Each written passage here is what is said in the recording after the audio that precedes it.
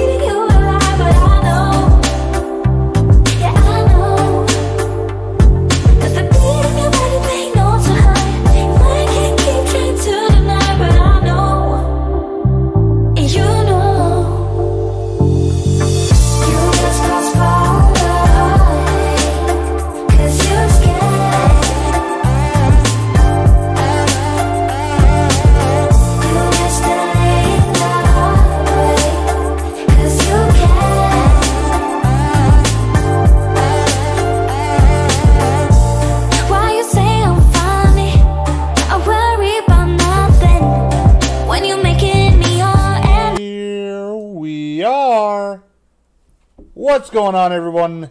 Welcome to the Big Banter Show. I'm your host, Nabil Rabadi. My co-host, Neil Siege-Lag. Neil, tell him something stupid. I don't know anything stupid. That's the dumbest thing I've heard all day. Welcome, everyone, to the show. I hope everyone's having a very warm Wednesday, January the 16th, 2019, the year of our Lord. Praise be Him. Hope everyone had a great weekend. Is having a good week as well. Neil, how was your weekend? It's pretty good. It was very relaxing. Now, this upcoming weekend, Beck is in Corpus Christi. Sure. And it's me and the boys at the house by ourselves. Right. So that sounds like a lot of wrestling's about to happen. Man, there will be, I can almost guarantee it, an RKO that'll happen. Yep. There very well could be a few other moves, rock bottom, walls of Jericho. I break them all out. Sister Abigail I've cranked up a couple times. I mean, we go all in. Double or nothing. To answer everyone's question, yes, Neil is a father of two. Somehow he has a driver's license. Has never been to jail. So, yeah, this is how Neil leads his life. Today, you might see a little cute dog running around acting like a monster. Just a heads up on that. But she's an adorable dog. She's not a monster. She is a monster. My dog. You have no idea the horror she brings. Don't believe in people. I've been spending a lot of time with her. She's so sweet and kind and cuddly. No. Lies. No. She takes after her father. Let's just put it that way. My weekend was good. What did I do? I think we celebrated my birthday early, which was pretty cool. We went out on Saturday. We watched the Cowboys game. So that was great birthday present. Slightly depressing. Let's see. We tried to hang out afterwards, but it was like super cold, and everyone just looked like they needed warmth, but unfortunately couldn't get that warmth. Yeah. It was a little chilly Saturday night, I will admit. Was that it? That was okay. All my cool. commentary. That was your boom. Yeah. 1, 2. All right. Yeah. Well, you know what? Let's dive into some news. Let's talk stories. First, I want to know, what did you think about the meal that Trump provided the national champions, Clemson? Big spender. Mm-hmm. I think I was just overall, and again, I literally until an hour ago, I didn't even realize this just because I haven't been paying a lot of attention to the news. But I think we probably could have done more than Big Macs, pizzas, and some KFC if they threw that in there. This is what every college kid thrives on. This is what they strive for, right? The only reason I would ever go play for Bama, Clemson, OU is so I can sit there and have dinner with Trump, and he can serve me Big Macs, which... I mean, right? just coming from the standpoint of it, I don't know what they normally serve. I haven't really paid that closely attention to it, but I'm going to guess they don't do fast food. And why would you? You're talking about athletes that have to maintain a certain diet. No, I'm not talking about the offensive lineman or the defensive lineman, but it's a cheap diet. Yeah, but you talk about, and I'm just going to use, and I know this is not. You know what? I'm going to use Ray Lewis. You listen to what Ray Lewis ate for 20 years of his life to make sure that he stayed in the best shape of that. There was no Big Macs, and if you need proof, okay, let me just go ahead and the 30 pounds he gained. Right exactly, after. I'm about to say he looks like he found himself a Big Mac. Although, did you see him recently? Looks like he's he kind of he found a happy medium. He's lost some weight, got back in the gym. Surprised he didn't cry about it. And but and he even jokes about the fact that he's like, man, I hadn't had a donut in years. I think that's when Kobe realized he was going to retire. He sat there when he tore his Achilles and was like... He discovered donuts. I had a donut. And I thought, wow, this is really good. So I had another. He was... Man, I'll tell you what. Kobe was in such supreme shape, and he came back a little pudgy. I'm like, what Somebody happened? wants to join the show. So here's the question I have, and I'm just not sure. Did he just serve him that because of the shutdown, is what I'm assuming? Well... I get it. I mean, most likely, my guess is, and I would have to research it more, but my guess is they typically have a hotel chef or a White House chef that prepares probably a pretty nice meal. Mm-hmm. So yeah, the White House chef is no longer employed. That doesn't mean we can't go to a restaurant and order food out and have. No. The White House ain't got that kind of budget. I think. You know what? I am almost positive between all the senators and congressmen still collecting their check, they could have all chipped in a couple bucks. So wait, senators and congressmen are still getting paid? Oh, of course. You don't think they're going to lose their money, right? Well, it's a shutdown. It's a government shutdown. Oh, no, just the regular employees lose their, get. But the congressmen and senators, they still get their dollars. Well, here's. So I actually just found out, let's just say 30 minutes ago, from a buddy of mine, because I was going to ask him his opinion on this shutdown and what he thought. She's going to steal the show now. Oh, absolutely. How do you think we're going to keep viewership going? The viewership is going to spike. This is it right here. And she knows it. I asked him, hey, well, would you mind just commenting and letting us know what you think and what's going on with the shutdown? And he actually informed me something I didn't know. Nobody wants to see this. Nobody wants to see. I'm going to put her down. She started it. He actually informed me that they are not allowed to comment on what's going on. Like, they're not allowed to have a comment towards the president or anything that would be negative, or else they would get fired or reprimanded quite heavily for it. Which I can see, because you don't want internal friction. It doesn't matter who's in the way. We've had shutdowns with both sides of the house, in power. Well, it doesn't make sense to me, because both sides of the house can give their opinion on it, but not the common person. Exactly. Yeah. And I get it, because the example was made to me, like, what if a really hot teacher starts posting less than respectable selfies online, and then her kids see it, the school would have to fire her. So that makes sense to that degree, because you're representing yourself, you're representing the company that you work for, all that jazz. However, it seems like there should probably be a happy medium there. Like it didn't make sense to me. However, with this shutdown, where does it go? It's the longest standing shutdown. I mean, you're trying to build a wall. I get it. However, So, by the way, talking about the wall, and I just got to make this point real quick because Sure. I was one of the few pieces of news I've been following has been the El Chapo case, okay. and I laugh. I should mention that my girlfriend and I this week watched Sicario 1 and 2. Great movie. Go on. Sorry.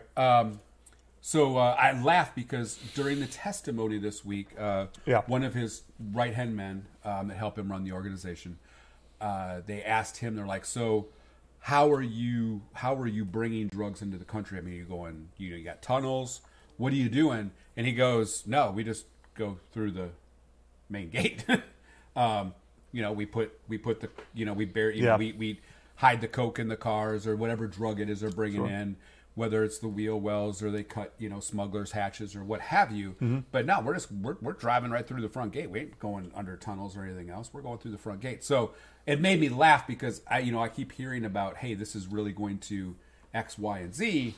Here's a question now. And Doesn't they're coming Border through the gate. Patrol, because Border Patrol is a government-funded program. Yeah. Does that die out? I mean, I'm sure it's a skeleton crew what's happening right now, but like, isn't that also affected by shutdown? And Well- wouldn't you be Like federal, hurting yourself because you want to have a wall built? So like with a lot of things, it's the reason they use the word partial shutdown is because you do have to have certain people in certain positions in place in case of X. So I'll use so one of the things they did because I think really in the middle of this they realized that this could go for a little while. One of the things normally affected is tax returns. Yeah. So Trump, I believe, signed in place an order that keeps enough employees in place so that tax returns are processed normally, Yeah. and people are getting their money from tax returns. So he did do that. Thank but God when- to get a tax return.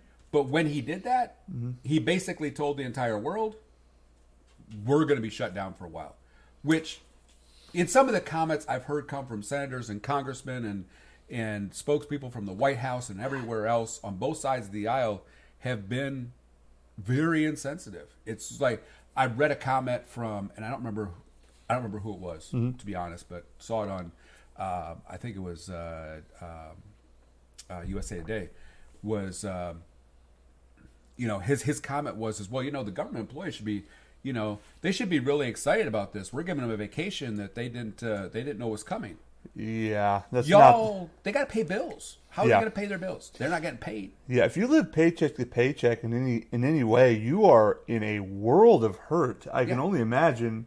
I think I just learned that TSA agents are still working, right? TSA agents are still working, But don't Now- get a paycheck. Yeah. How is that a thing? How does that work? I don't even know how you pull that off. I mean, I don't even know how is that. It's the federal government, so I guess they can say so. But I mean, Sure. how is that legal? I don't know, and hopefully when things get back up and running, they get well compensated. Everybody gets their back pay, of course. from what I've heard. But this is ridiculous. Okay, so I understand. Listen, so it was made a point to me that if you live by the border and you're a rancher, you deal with these mules all the time. It's pretty insane, and it's relatively difficult to lead a normal life where you're not a little scared and having to live on edge with a gun all the time. And I get that part where the border of Texas, Arizona is, California, those things are real. Like that stuff happens where you just see mules with guns and AKs kind of just walking around. I get that perspective. How long does this last? So that was my counterpoint. Like that is, to me, there does need to be a Absolutely. security measure. One, but also how long does this last? How long do you carry this fight for? And by the way, wasn't Mexico supposed to pay for this $70 billion wall? Oh, that was just a slip of the tongue. Right. No. So, And I completely agree with it. This is not a, my view on the wall has nothing to do with, whether or not we don't need better border security. I think we do, but I think there's better ways to do it. And I think we need to sit down like grown up and to use. That's not how politics work. To use a phrase that Zeke Elliott used for Dak Prescott, people need to sit down like grown ass men and actually have a conversation. Sure. You're not going to do it my way, so I'm just going to leave the room and, Right, and that's where I think parties are really pushing their agenda heavily. If you look at the Democratic Party, they're just like, we're going to stand pat. We're not helping you with this.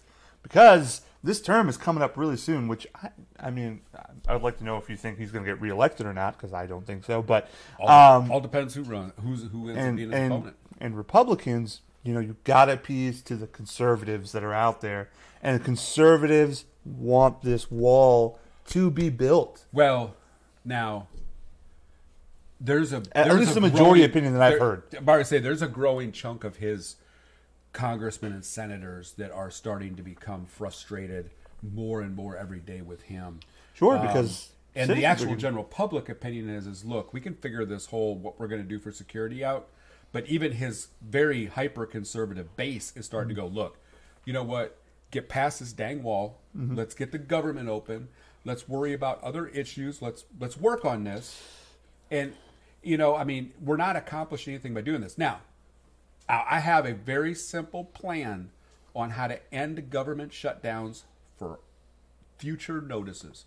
It's really, really simple. One, you shut down the government. All the federal employees that can't work, they keep collecting their paycheck. Okay. They didn't ask for this. They didn't want to not work. You've taken it from them.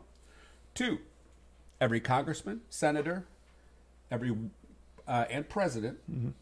All the presidents. Yeah, all of them. No, and the president. And I mean like the vice president. Sure, yeah. The cabinet. You guys want to do a government shutdown? You're going to contribute. So, it's $10,000 a day fine, payable at the end of each day. I'll guarantee we won't even get to day one. Yeah, I know. They ain't taking $10,000 out of their pocket and paying a fine for this.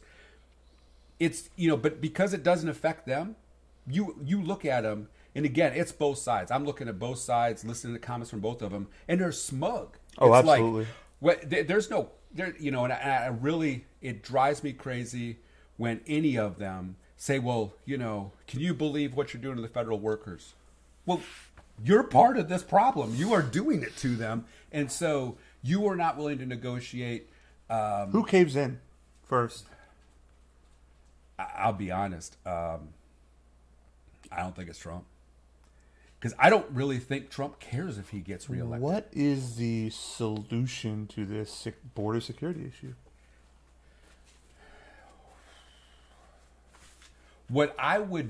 I think what I would do, to be honest, is I would look at Trump and go, look, we are going to put $5.6 billion aside. Okay.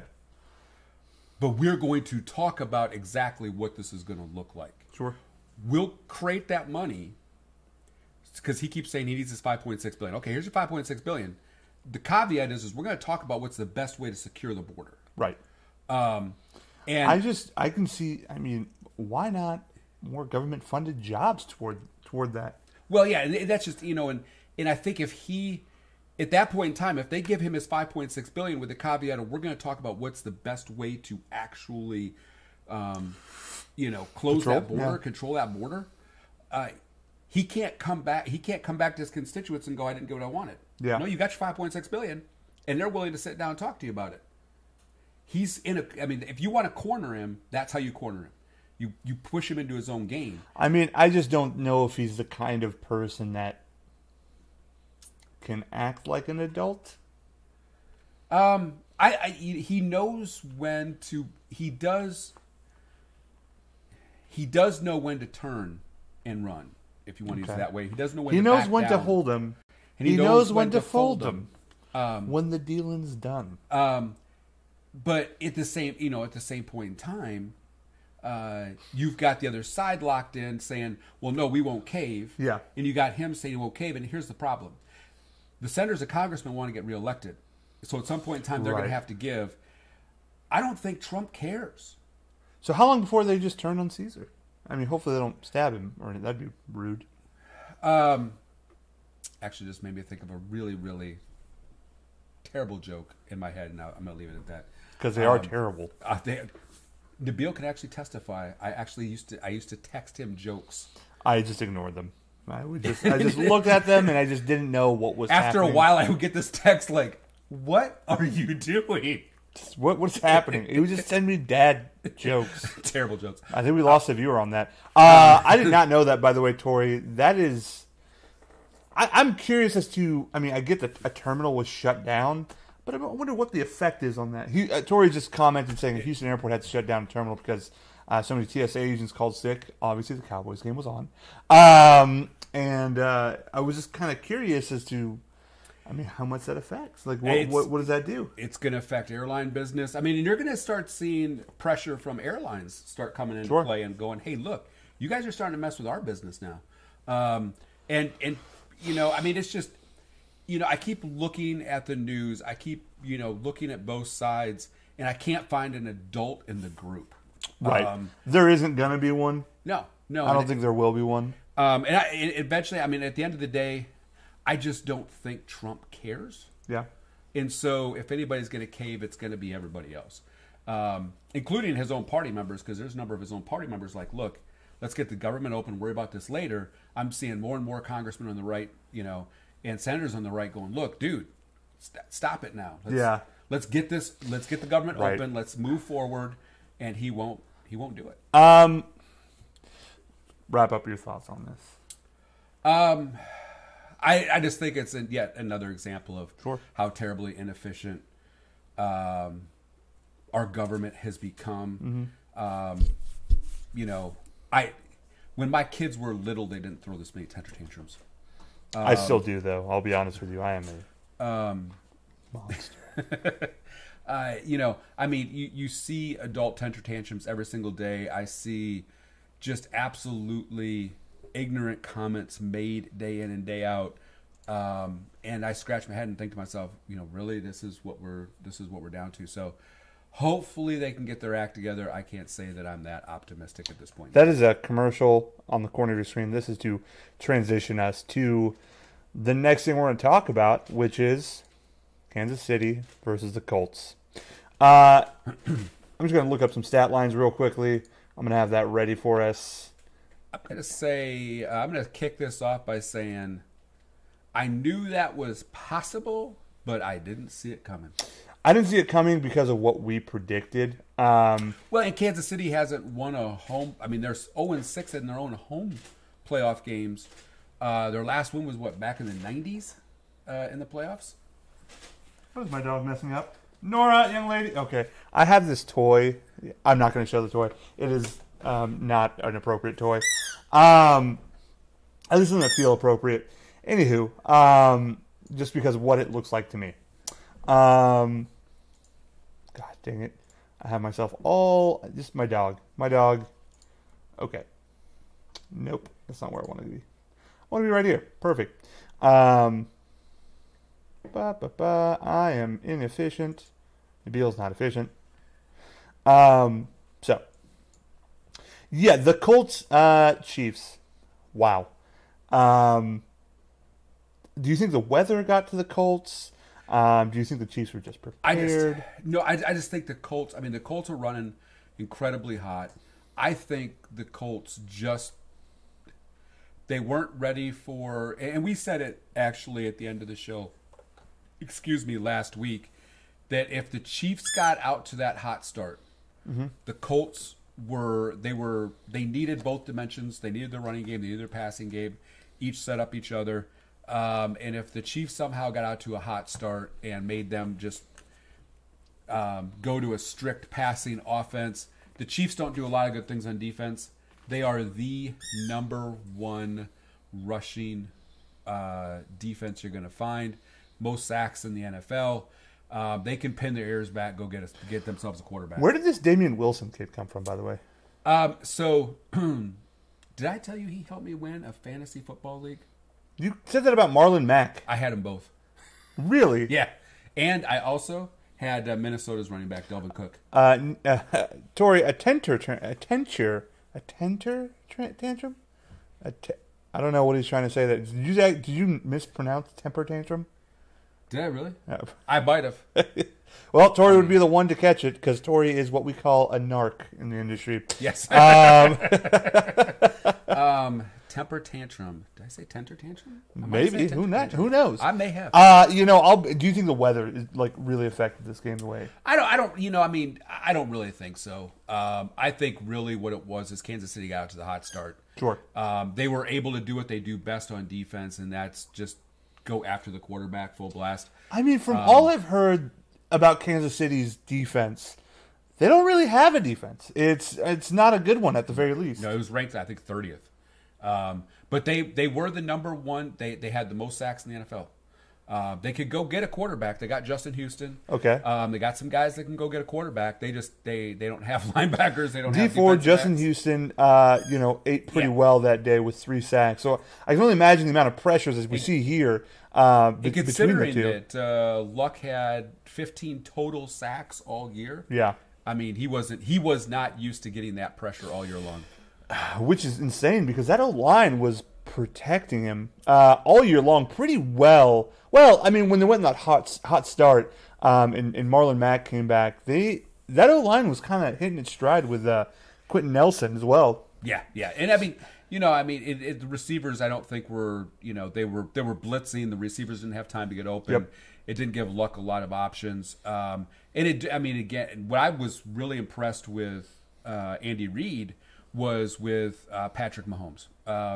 He let Patrick Mahomes do what he's done all year long. Does it surprise you that Mahomes never threw for a touchdown? I mean, they scored 4 touchdowns. Does him not throwing for one of them surprise you or make you think crossways about anything or no? Absolutely not. I think Okay. he took what he got, and he didn't try to push anything. He didn't press anything.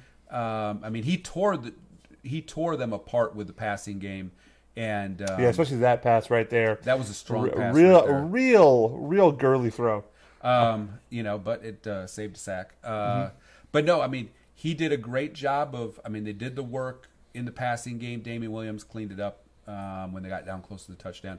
I think Tyrone Hill had 1 or 2 touchdowns as well. Sure. So it was an impressive win by Kansas City. I was happy from this standpoint. New England's got to travel to Kansas City. It is supposed to be -1, 2, 3. Yeah, that's not including the wind chill, folks. Right. Here's my thing. We're all shocked at the this is current events for you, Tori. We're all shocked at the weather being -6 degrees. Let's be honest. When it hits like 20, does it even matter to your body anymore? Like, can you feel a difference? Oh yeah. Trust me. Can you? Okay. Yeah. Because I played football in 20-degree weather and. It just didn't feel much different than like if it was 30 degrees. I couldn't tell you. Yeah, once you get to you get down into the 10, 0, -1, 2, 3 degrees. Yeah. Whoo! That's a special type of pain that you feel when you get hit. It's supposed to, and again, that's not including wind chill. So if it's Sure. -1, -2, and there's any wind at all, Yeah. whoo! You're talking possibly it could feel like -8, 9, -10. And that's weather that's not very fun to be in. Side note, speaking of something that could hit you, what do you think of Jalen Hurns going to OU? I was never that impressed with him in Alabama. I like hearing that.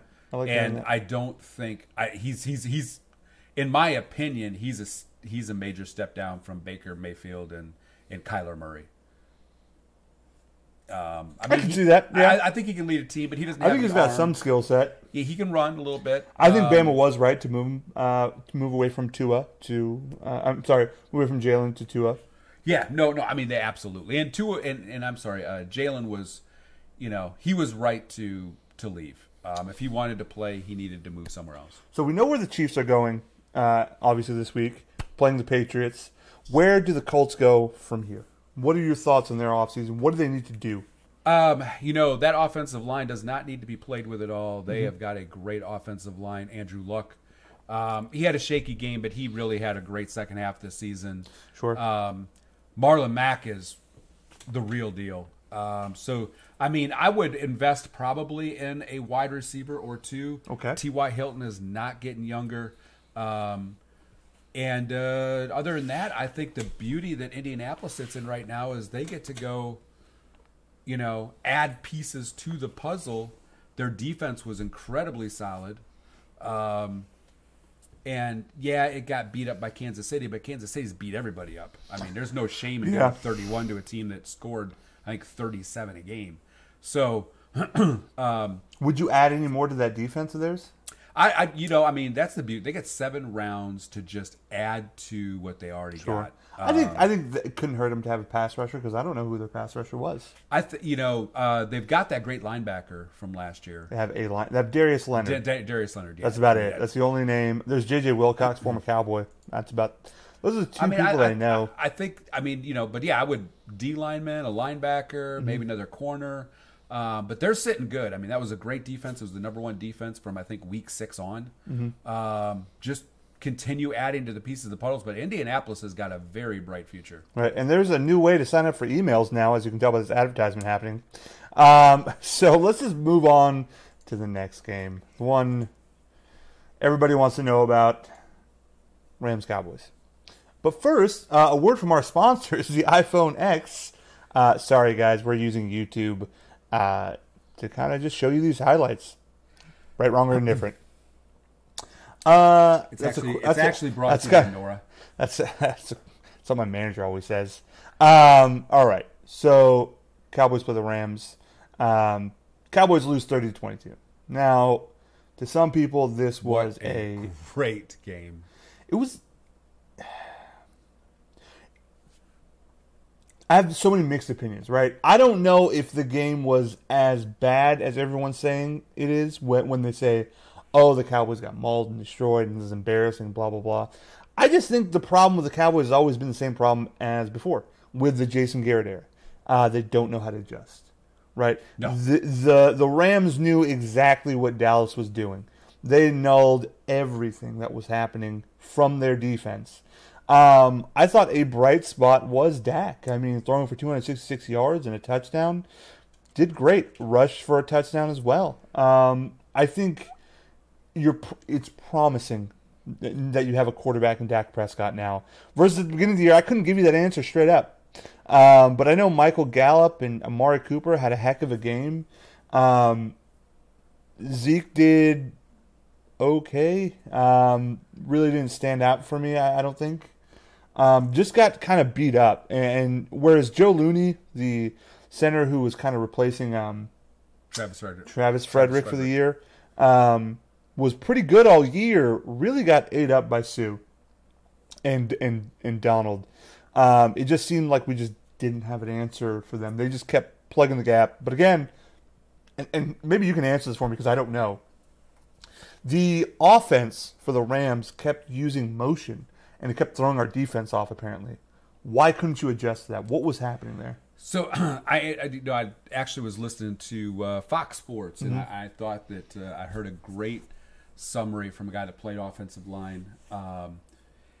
And his whole thing was what he couldn't figure out with Dallas was Dallas wanted to run stunts all night long. Okay.